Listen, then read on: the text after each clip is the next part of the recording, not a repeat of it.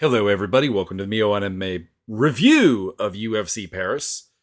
This card was pretty good, like on all regards. I'm not saying every fight was awesome because that's not the case. There are a couple of fights that didn't make a lot of sense coming into it. And to be honest, after watching them, I'm not sure that they made sense coming out of it. I'm looking specifically at Eileen Perez versus Daria Zheleznikova. I'm looking at Taylor Lapilus versus Vince Morales. I'm looking at Ludovic Klein versus Roosevelt Roberts. These are fights that, they didn't really deliver on a high level. But you know what? The live crowd in Paris, this is the thing. We've gotten somewhat used to like a lot of Vegas shows via either the lack of variation on arenas for pay-per-views or the hefty use of the Apex, which for the next little bit actually is probably not going to happen. So that's nice. But it kind of sucked it down. The crowd action, even at the Sphere for UFC 206 or 306, pardon me, was not amazing. And to go to Paris and have a solid live crowd that was hungry for the fights, and not just for the French fighters, but for every single fight, getting loud, even a little non-PC with some of the chants. It adds to the card. And I really hope that we are to some degree past the lack of crowd deadness in the UFC. But anyways, I doubt that this card will make that happen. It's just whether the UFC wants to or not, whether it makes financial sense or not. I understand. The fights were pretty damn good. And for the most part, I think I got most of the ideas correct. There were a couple of fights that I was very, very off on. I think a lot of people were off on Renato Moicano versus Benoit Saint-Denis. Not the winner, because a lot of people were picking Moicano. It was I want to say a roughly pick 'em fight. Like there was 60-40 maybe on the picks, with Benoit Saint-Denis being the more popular pick. But even the people who were picking Moicano did not pick how this would go down. So I think I'm not alone there. Other than that, let's see here. What else was really, really, really off? Farisian versus Matt Frivola. We'll get to that in more detail, but I was definitely very, very wrong there. I was pretty wrong with... Well, you know what? Actually, I'm going to say that I was more right about Roosevelt Roberts and Ludovic Klein than most people, because Klein was a insane betting favorite. And that to me suggested that there was a lot of money on him that was not appropriate. I picked him to win. He did win. But the fight with Roosevelt Roberts, way closer than the betting odds would have suggested. And what else was I really wrong on? I think that's about it. I think it was just really those two fights that I was really, really wrong on. Don't get me wrong. A couple of other losses, obviously. Opened up the night with a loss with Chris Duncan defeating Balaji Oki. I had Oki. He lost. There you go. I had Victor Altamirano. He lost to Daniel Barres. We'll talk about that later, though. I do actually have some thoughts on that one. And then further up on the card, obviously, I had BSD. But like I said, I think I was pretty bang on in that. And I had Joe Anderson Brito, but I have some thoughts on that one as well. So I think 4 losses in total, went something like 10-4, 10-5. Let's see here. One got the win with, or lost with Benoit Saint-Denis, lost with Brito, lost with Frivola. That's 3. 4 is Altamirano, 5 is Oki. Okay, so 9-5 in total. Not bad. Got a lot of the ideas right. Let's start with the main event. We always do. We start at the top and work our way down, get the most important fight. If you're here just for the main event, you can go way after that. Please don't. I prefer people go all the way through, but it is an option. Renato Moicano versus Benoit Saint-Denis. This fight started off immediately wrong in what I was expecting, because Benoit Saint-Denis very, very early ends up on the back foot, gets taken down by Moicano, and just brutalized on the ground. Just absolutely stuffed to the point where this is a 10-8. Some people were saying even 10-7. I don't know if I'd go that far, but a very, very dominant, destructive first round. I would have to say that I would hope we didn't get scorecards off this one because it didn't go to the end. But it definitely was a dominant display that wasn't expected. Because again, the thing is not that everyone was like, oh, Saint Denis is going to win easily. It was that if Saint Denis was going to lose, he was going to start off very, very strong, because Moicano starts off weak in a lot of fights. He starts cold. And then he would lose. So to see Moicano just go out there and put the business to him and beat the brakes off of him in the first round, that was stunning. That was surprising. In the second round, it is an interesting move. Now, it's come out that Moicano had an injured shoulder, but to be clear, he had the injured shoulder in the first round. So I still don't like this second round from him, because I think he was like kind of relying on a doctor stoppage, which he got, spoiler. But he went out there and he was like not on the front foot. Like, a lot of the success that led to the dominance in the first round was putting BSD on the back foot, because BSD is not good on the back foot. He is a pathologically, his fighting style requires aggression, and if you take that aggression away, it falls apart pretty easily. And then Moicano comes out and he's kind of back foot, and he's just kind of letting BSD actually win around while being mostly blind. If we take a look at the stats here, round 2, 23-15 in strikes in favor of Benoit Saint-Denis, 21-15 in terms of overall, 0-for-2 on takedowns. He let BSD do kind of his thing. Now, it works out. It's fine, because the fight gets stopped between the second and the third round because of the eye. And a lot of people have complained about this because they're referencing the Irene Aldana cut from the fight with Norma Dumas, which was a terrible cut. We're talking like one of the plastic surgery repaired, one of the worst cuts you will ever see, and how the fight was not stopped.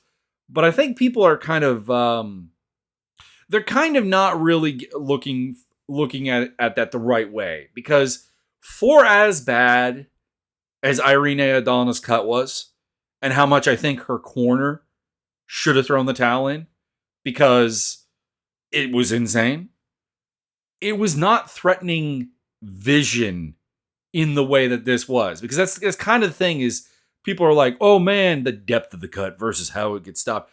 The depth of the cut just does not really matter. Outside of a handful of exceptions here, the depth of the cut, the literal how far can you stick your finger into it nature of the cut, is not the important thing. It's whether it is impairing your vision. And as bad as Aldana's cut was, and it was far, far worse than anything Benoit Saint-Denis suffered here, it was not doing that. Whereas Benoit Saint-Denis' cut was accompanied by a lot of swelling, to the point where the doctor comes in and it's clear that peripheral vision-wise, Benoit Saint-Denis cannot see out of the right side of his face. Or, well, the right side. His vision was very, very limited in scope that way, and they called the fight. That is the nature of it. So it is, on one hand, it's a really, really good performance by Moicano. Very good. Goes out there with the damaged shoulder, shows what he got, realizes I have to take the front foot away from Benoit Saint-Denis, and punishes him incredibly well. But then he did kind of cruise. And that's a little bit weird. It's a bit weird because and it was kind of brought out by, I think it was Bisping on commentary. Not saying that, I know Bisping was on commentary, but I'm trying to remember who gave the line here. If that doctor is French, they won't stop the fight. There's a legitimate chance of that. Like, that's kind of the problem here. Like, there is a legitimate thought that, like, no, the referee won't, or the doctor won't actually stop the fight, even though it definitely should be. So, relying on that as the kind of way to win seems like a bad idea. As for next, okay, all right, we'll talk about the post-fight. I don't want to talk about the post-fight, but I feel like it has to. Like, it's a massive moment here. Renato Moicano's politics, and especially if you bother to check out interviews he gives in the Portuguese language, are inconsistent, and realistically, I honestly think are like the last hot take that he's bothered to read into. Like, he's just basically a conspiracy theorist a little bit. Dude comes out and is like, F democracy, F the French Revolution, F Macron, all of this stuff. Like, he's right now in a very authoritarian limp, politically speaking. Here's the thing. And people will be like, well, you just don't agree with them. There are a lot of fighters I don't agree with. In fact, there are probably most. My politics themselves are a bit weird, I would say. A bit non-traditional. Like, it's not a matter of like, oh, you just dislike it because it's right-wing politics. No. There are plenty of fighters who have left-leaning politics on the regional scene and stuff that you pick up on when they're largely when they're not in the UFC, if we're being honest. And I wouldn't take them as like a barometer for your political development. And it's the same with Moicano. Just shouldn't. It's the same as like it's the same thing with Sean Strickland. I don't want Sean Strickland to change. I don't want Moicano to change. Well, Moicano I might actually want to change because it's a bit weird. But it's more that I want them ignored as political commentary. Their job is to get hit in the head, people. That kind of brain trauma doesn't lead to healthy thinking patterns. That's my honest opinion. So Moicano gets the job done here, does his thing, calls out Paddy Pimblett, calls out Dan Hooker for easy fight, wants the easiest fights. I chuckled at that part. I would have him against Paddy because, I mean, at this point, that fight makes a ton of sense. It would be cringe as all heck. I would hate it. I would hate the trash talk leading up to that, but people like Moicano's kind of crazy libertarian slant, and people like Paddy. So you could have an interesting battle of promotion. And for Benoit Saint Denis, I've got Joel Alvarez. I don't think that'll be what they do because I think they're more invested in BSD than that. But his best wins, which are Bonfim, Ishmael Bonfim, and Matt Frivola, who we'll talk about in a bit, they're not aging well. And maybe way back when, I was kind of right about Benoit Saint Denis, that like he just isn't very good. But I had managed to allow myself to be convinced otherwise. Nassourdine Imavov, Brendan Allen was the co-main event, and this fight it started off really rough for me because like Allen comes out with a takedown, gets it easily, and like controls basically the entire first round. 10-9 because he doesn't have a lot of ground and pound or like submission to work. But then from rounds 2 and 3, he just can't get the takedown anymore.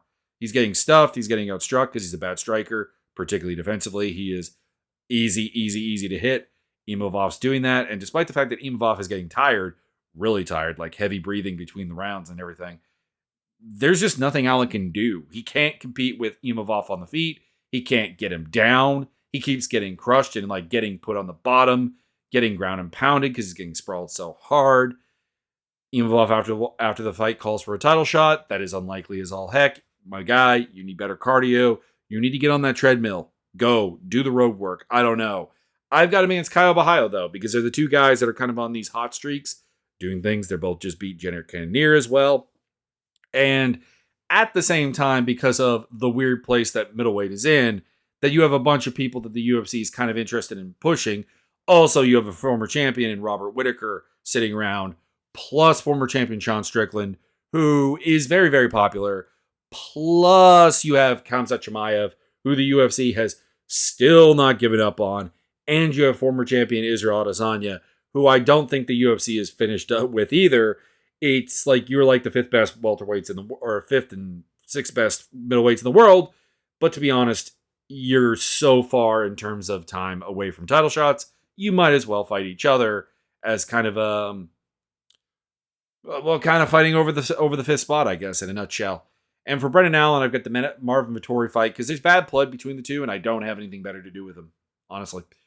Willem Gomes versus Joe Anderson Brito. I scored all 3 rounds of this fight for Brito. I understand the logic in scoring it for Gomes. He landed more strikes in all 3 rounds. I get it. I understand. He had, technically speaking, a fair amount of control in the first round, so I can kind of get behind that. But I thought that in a damage sense, all 3 rounds saw Brito land the best shots, the most damaging shots, and I feel like these stats are just very generous to Gomes, especially the third round, because they have Gomes outlanding him significant strikes 23-12 and only 24-21 overall. I don't think there's really such a thing as a non-significant strike from Joe Anderson Brito, Like, that's kind of the power he has. He's going out there ham. At the same time, I do fully understand that I think Brito fought a dumb fight here. He would have been better off if he had just made this a pocket exchange fight. Because Gomes does not fight well in the pocket. You do have to get past his kicking range, to be sure. You can't stay on the outside. But you need to force him into mid-range pocket exchanges, which Brito was able to do, but then he just carried it through to try to get takedowns and, like, actually having a problem with Gomes because Gomes is a really big, really strong guy in the clinch that kind of, nullified a lot of, like, the power he was bringing. So I understand why the judges scored this fight for Gomes. I get it. I don't think it's a robbery. I don't think it's insane. But I do think it's wrong given the heavy emphasis on damage that we are supposed to have.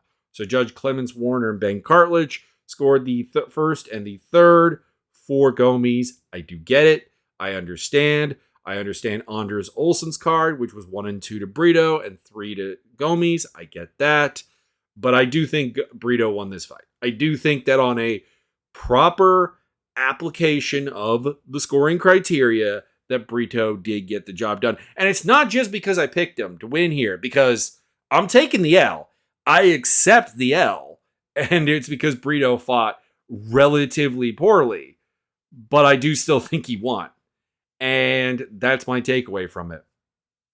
I mean, I guess my takeaway also is that Gomes is a little bit more durable, a little bit more scrappy than I honestly expected him to be, because he was put into bad positions and continued to fight out of them. Like, he, did the deed and everything. But there is still just a fundamental problem with him that, like, the sky is the limit. He is a really, really athletic and big guy for the weight class. And he's only 27 years old, so I'm begging him to turn into something. But stylistically and the depth of his abilities, there are just too many holes for him to really get through this. Like, I don't know. I'd be stunned if he won a fight higher than this. I don't know. I can't get there. Maybe this will be a case of like Paris Recap, who we're going to talk about in a bit, who I just can't get behind. There's something fundamental there that I can't understand, but he keeps winning. So maybe William Gomes is next Paris Recap. I don't know. But I would have liked it if he had lost this fight, because I think it might, I don't know, maybe it would have finally brought some like improvements. He called out Diego Lopez. He's not getting Diego Lopez. I've got him against Steve Garcia. Let him face somebody who's also like huge and fearless and just will bring it to him and see what happens. Sort of a Brito fight, but like without the size advantages. And Brito I've got against Ricardo Ramos just because it is two athletic freaks who are dumb as a bag of nails. honestly, it's a meme fight. Kevin Jousset versus Brian Battle went largely kind of like what I thought it would go, although I did think Battle went for the clinch a lot. Granted, utilized a lot of offense there, had success, but like it does feel like a bad idea to clinch with Jousset in his judo background.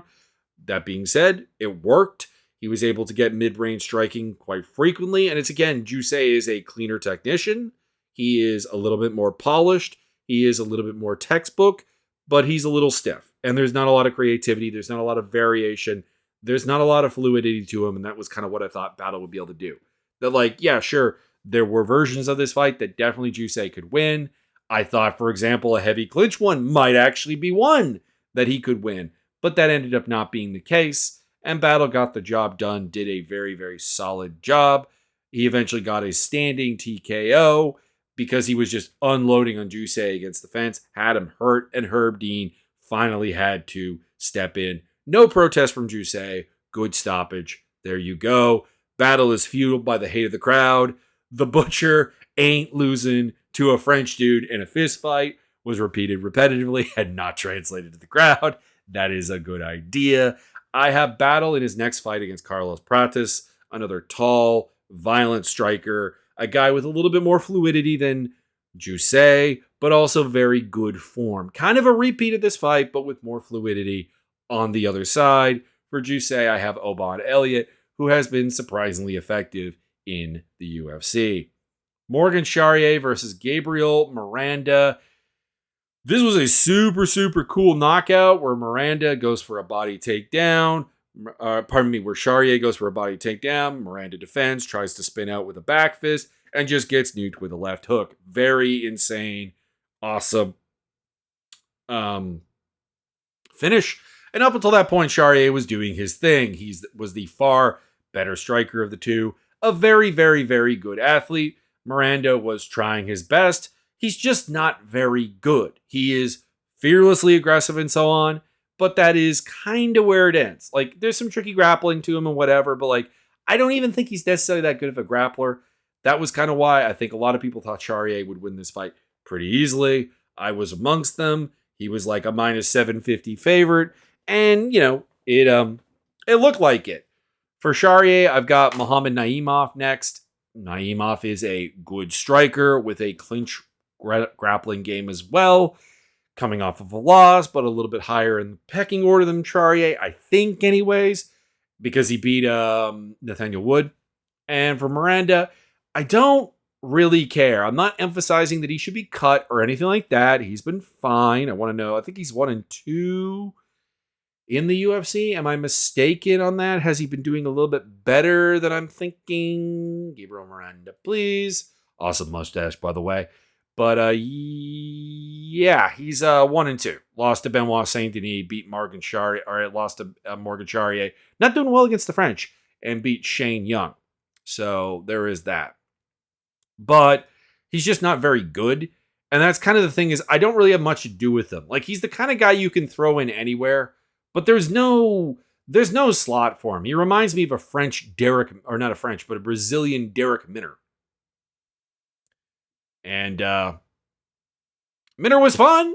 But you don't do like specific things with him. Faris Ziam versus Matt Favola. This was heartbreaking. In a nutshell, like, Favola started off fairly well with a takedown, a guillotine attempt, had mount position on Ziam. I'm like, yes, this is good. This is what I want. This is great. But then Ziam scrambles through an armbar attempt from Favola, ends up on top, starts landing some ground and pound, and then from that point onwards, I don't know, Favola didn't really seem to have a lot for him. Like, he was trying to counter with a knee and so on, but he was getting stunned. He was getting hurt. He was waving on Ziam, but like, it was pretty clear that he was getting clonked on and like kind of wrecked, let's be honest. And it was kind of everywhere. It was at range. It was in the pocket. It was in the clinch where he was just kind of beating him up. And that was really, really, really concerning. And it never stopped. And we got another lovely knockout here where in the third round, Ziam is, framing on the face of Favola, getting ready to do this, and then boom. Beautiful KO with the knee, smashes him down. And like, again, I can't say that has answered my questions about Faris Ziam. I can't say it. It really probably should. It legitimately probably should, that he went out there and just absolutely decimated Matt Favola, outlanded him 2-1 at best in every single round, significant and total strikes, and finished him. But I don't know. I will probably just be back on the, like, maybe Matt Favola is really just kind of washed. And I do kind of have to say that Matt Favola has not looked good in a hot second. And that's, again, that's why the Benoit Saint Denis win over him doesn't look all that great, because, well, I shouldn't say he doesn't look good in a hot second, because it was back in May 2023 when he beat Drew Dober, and that looked great. But like, other than that, it's like a win over Abner Zaitar, Jonathan Valdez, Luis Pena, and Jalen Turner. And outside of Jalen Turner, those are all just guys that probably don't belong in the UFC. Well, and Dober. So it's like, it's a win over Dober and win over Turner, where he spammed takedowns and did his thing. And we kind of realized that Jalen Turner maybe just isn't a great wrestler. But like, other than that, losing to Groovy Lando, losing to Marco Polo Reyes by knockout, losing to Armin Saryukian, that's not a problem. Getting knocked out by Terrence McKinney, getting kind of embarrassed by Benoit Saint Denis, and now getting embarrassed by Faris Ziam. I don't know. Maybe he's just one of the Sarah guys that won't actually do anything in this world. as far as like the UFC is concerned. I've got Ziam against Jalen Turner. I've got Frivola against Esteban Ribovic. Ion Kudalaba versus Ivan Urslan. This was a bull crap split decision here. I got to look this up here. Judge Damian Gleski scored the first and the third for Urslan. Let's get the numbers out here for this one. I guess you could argue those are the 2 rounds he landed more strikes. I guess. But keep in mind, he landed 1 significant strike in the third round and just had top position, which he did very, very little with. So, I don't know.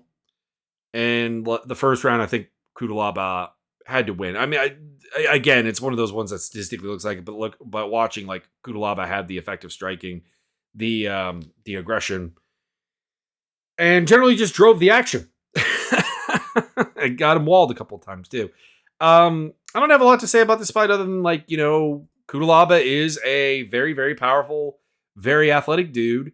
And when you put him up against someone who doesn't have a deep game, he can win. And Urslan's game is not great. I still don't know why he was here. I still don't get it. He's a 32-year-old guy that they just signed from KSW without going through Contender Series. And it's a bit weird because he's just not very good. He's used to being the athlete in his fights, and it's not going to happen. For next fights, I got Kudalaba against Adolfo Bellato because I kind of just want to see how far Bellato's grinding bully clinch style can actually take him. And I don't really care for Urslan. Again, he's kind of in the Miranda spot where, like, I don't want him cut. I'm not going to be unexcited for his next fight. It's just I don't have anything for him to do. I don't think he really tests people in a manner to set it up with. Like, it feels like he should just basically have his Contender Series fight against somebody off the Contender Series in the UFC. Omar Sy versus Dawoon Jung. I know this one's been controversial apparently, and I don't really know why. Don't get me wrong. I guess I could see I think it was the first round where C got hurt a couple of times going to Jung, so maybe you could go 29-28 instead of the 30-27 that it was ranged. But like, Dawoon Jung landed single-digit strikes in the second and third round. So I don't know. Maybe I just tune into like the only podcast that like have any questions about this fight. I don't know, but people did.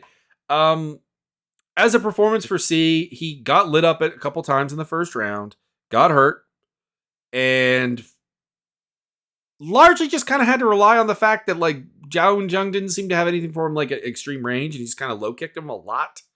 Kind of curious actually, what was the strike count here? Yeah, 27 leg kicks out of 90 total strikes.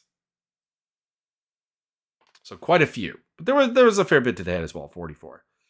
Anyways, it's a perfectly fine performance for Omar Sy. He got the win. He got a dominant win over a guy who has been in the UFC. But I would, and obviously the sky is the limit for this guy. Incredible physical specimen. But there is just kind of a lack of real finishing power to him, it seems. And there is a lack of defense. He needs to get better defense. Because while 205 is the land of the bad defenders, even at the very, very top, we're talking guys like Yuri Prohaska, Alex Bahia. These guys are not known for like actually having good defense.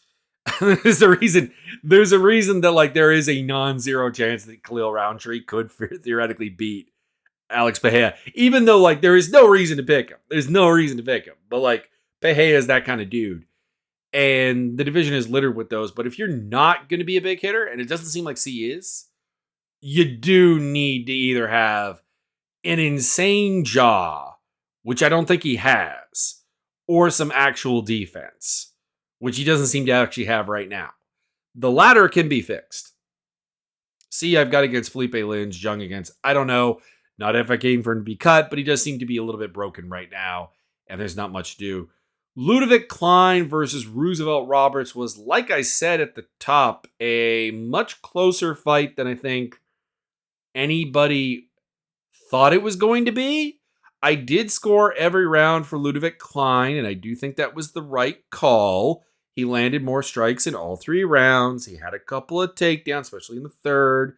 Had some top control, did his thing. But, like, at no point was he dominating in the manner of a minus 1,000 plus favorite. That was insane. I said it in the preview. That was insane. And it was proven to be true. So he got the win here today, showed off the ability to be aggressive, a little bit more varied with his striking. And Roberts, I don't know. Roberts hung around fairly well, I guess. He has made a coaching change. Hopefully they can make something out of him because he's a 30-year-old lightweight, 6'2", 73-inch reach. Like he has the physical building blocks to be pretty good. He just never has been. Klein, I've got against Drakkar Klose. I've got Roberts against Claudio Puelles. I don't have a lot to say about Taylor Lapilus versus Vince Morales. Morales was trying to get pressure on him, but like fundamentally the problem is he's like a counter like pocket boxer, and he was fighting Lapilus, who would just kind of work him from beyond his own range and like force him to try and make takedowns, and it didn't happen. And at the end of the day, Lapilus gets a pretty, not inspiring, but a decent decision. I assume he got all 3 rounds on the judges' scorecards. Yeah, clean sweep. And I'm going to go as far as to say I don't think that there's a round you could even ponder giving to Morales. Here are the numbers. Outlanded 35-12, 31-20, and 33-17. And while Lapilus didn't get like any massive damage in, I think he was getting the harder shots in. Held Morales to a 2-for-6 takedowns, which, hey, is the second and the third takedown Morales has ever scored in the UFC. It's weird that he has a wrestling background. It really is. It doesn't show. I'm not questioning that it's the case, but it just doesn't show up like at all. So, anyways, what's next for Lapilus? I've got Daniel Marcos. What's next for Morales? I've got him against Contender Series guys. Because this is the problem, is that he doesn't really offer much of a test to anybody further up the ladder. So he's basically welcoming people in, and we'll see what they got. And that's a role. That's a legitimate role within a company. But until he starts winning some of those, I don't have much to do with him. Eileen Perez missed weight for her fight with Daria Zheleznikova, which is funny because she's made fun of people in the past on Twitter, or whoever handles her Twitter. Because admittedly, whoever handles her Twitter whoever is posting on her Twitter clearly has a better grasp of the English language than Perez herself actually does. So maybe it's not actually a Perez thing, but like, I think she's a willing party in this whole thing, because the whole twerking in your opponent's face after you are triangular is, generally speaking, her embracing the cringe character that they have created for her. But I don't have much else to say. Perez is super strong, and like, not. There's nothing really about her that is technically impressive, but it's fine, and it's backed up with like just brute force in a weight class that has a lot of lacking depth. Because like, it's kind of one of those things. Is like, it sounds like I'm being very dismissive of her by saying, oh, she's just kind of a strong brute force fighter. And it is, but like, I also kind of have to look at the, hang on, let me pull up women's bantamweight rankings here for a hot second, and just note that there are so few fighters I'm actually picking over her. So let's see here. Could she beat Raquel Pennington? I'm kind of tempted to say maybe. Could she beat Juliana Pena? I'm kind of tempted to say maybe. She did call out Kayla Harrison. That's one of the few ones I'm actually pretty confident would beat her. But like, it's like Harrison would beat her, probably Norma Dumont. And that's like it. Like, there's nobody else I'm confidently picking to beat her. Like, I'd probably pick Ketlin Vieira to beat her, but I don't know. Like, that's not a not winnable fight for Eileen Perez. Same with a Macy Chiasson or Mayra Buena Silva, Holly Holm at this point in her career, Carol Hossa, Irene Aldana, Jermaine Duramine. Like, this is a division that has Misha Tate still ranked 13th overall. Like, it's a bad division. So, like, while I am kind of dismissing her as like a technician and so on, or even a developing fighter, she's alarmingly close to the top of the division. Just with what she has now. Just with what she has now. Anyways, she got the job done here. There's not much else to say. For her next opponent, I've got Jacqueline Cavalcanti. I said in my my preview, I don't usually like matchmaking fighters off the same card. It just kind of, it's just kind of lazy. It's kind of like we just saw them, so like, of course there's that pull. And I like to dig a little bit deeper. But you know what? I suggested that Cavalcanti Perez should have been the fight happening on this card, and that the fight between Cavalcanti and Cornole didn't make a lot of sense, and that this fight between Perez and Zaleshnikova didn't make a lot of sense. Why not make it? And for Zaleshnikova, I've got Dana White Contender Series grads, because you need to go find some bantamweights, Dana. Jesus. And Zaleshnikova is like a decent test for them. Like, she's not unathletic. She's not weak. She has no glaring flaw beyond the fact that she's just not especially good. Like, she has a kickboxing skill set, but like no real ability to keep it at range. Like, she ends up in the clinch a lot, but she's decently strong in the clinch. So like, she's a good sounding board for like new talent. Daniel Baez Barra versus Victor Altamirano. I did give Barra the first round pretty cleanly, but I gave the second and the third to Altamirano as Barra slowed down and stopped being able to kind of overpower him in the same way. I'm kind of curious here. What was the scorecard? So I'm seeing that all three judges gave rounds 1 and 2 to Barra. And I want to look at the numbers here. Let me see. So the second round is what we're interested in. Okay, apparently Barra did outland him 24-21. I guess I got to be okay with that one. I don't know. Watching it live, it felt like Altamirano had the strike like landed numbers there, like that he just outworked him. So I don't know. Looking at the official stats and seeing that Daniel Barra actually outlanded Victor Altamirano, I will accept that he won that fight. He knocked down Altamirano in the first round early and had a pretty dominant first round. If he had done a little bit more, maybe even like a 10-8 wouldn't have been out of the question. But Altamirano was able to get up reasonably quickly. I guess the problem here is that like all my concerns about Daniel Barra are like in this fight, like that he's 35. He does fade a little bit as fights go on. And he's just hyper aggressive. Once he's knocked off the front foot, he just starts getting beat up. Not like badly, not like almost getting stopped, but like he fought a guy who has the least punishing offensive style of anyone anyone in the men's flyweight division in the UFC. Could not finish him when he had him hurt, and then had the fight taken away from him late. So it's just like, that's going to happen. And like, he's just good for testing like aggressive dudes coming in. I've got him against Hung Sung Park. I've got Altamirano. He's lost 3 fights in a row. He might just get cut, but like, he does still feel like an ideal aggro check for Contender Series guys who just have been getting off of like, on like just athleticism. And then Nora Cornole versus Jacqueline Cavalcanti. This one went to a split decision, which it should not have, but I do have to make it quite clear that Cavalcanti got away with a massive cage grab in the second round. So, Judge Mogi Zatoni scoring the fight 29-28 for Cornole has a certain karmatic appeal to it, but she did lose. She started well. She was able to get the front foot against Cavalcanti early, was able to do some things, not get backed up in the cage. It's a problem she's had for a long time. But she was able to work some clinch game, was able to get a takedown, was able to get some knees to the butt, and win the first round. But then she started kind of reverting to her old form where she was getting backed into the fence a lot in the second and the third round, and Cavalcanti took over. Like, that's all it is.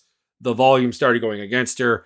The positioning in the cage started going against her. And her ability to get takedowns stopped outside of theoretically, she should have got one when Cavalcanti grabbed the cage, but she went 1 for 9 on takedowns overall and 0 for 8 in the second and third round, and she got outlanded 29-24. She apparently did actually outland Cavalcanti in the second.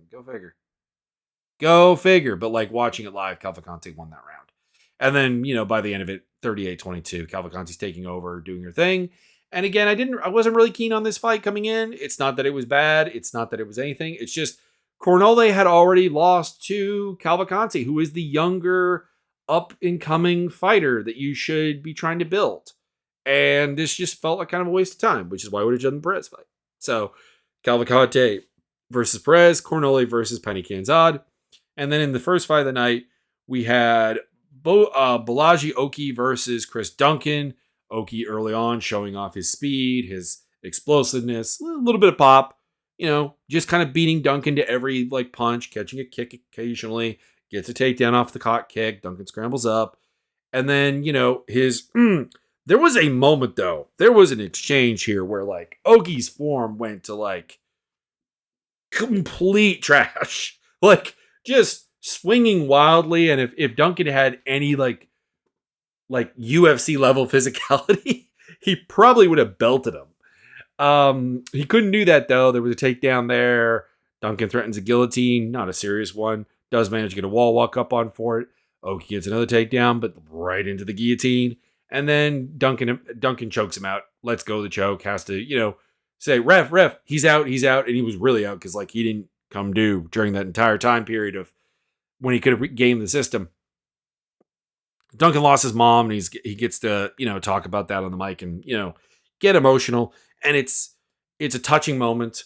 I really like Chris Duncan, but I will not be picking him a lot because there's a lack of athlete there that is required at this weight class. For next opponents, I've got Duncan against Slavaclaus 2. Give him a shot to try to to avenge that.